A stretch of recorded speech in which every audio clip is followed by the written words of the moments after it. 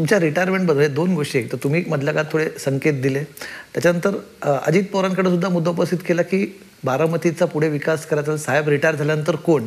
तुम्ही मागे एक तुमचं भाषण मला तुम्ही म्हणाला होतात, तुम्ही वाजपेयींचं ते वाक्य उद्गृत केलं होतं की ना टायर्ड हो ना रिटायर्ड हो. अजूनही तसंच वाटतंय त्याच्याशी त्याबद्दल बोलताना? रिटायर हो याचा अर्थ लोकसभेसारख्या निवडणुकीच्या प्रक्रियेत मी वर घातले आणि ते आज नाही. 2014 ते 24 या 10 वर्षात मी एकही निवडणूक लढलो नाही. आहे तो राज्यसभेचा सदस्य आणि म्हणून प्रत्यक्ष डायरेक्ट इलेक्शन निवडणुकीला उभं राहून त्या प्रक्रियेत मी थांबायचं ठरवलं. होय, याचा अर्थ समाजकारण सोडलं नाही, याचा अर्थ पक्षाचं काम सोडलं नाही.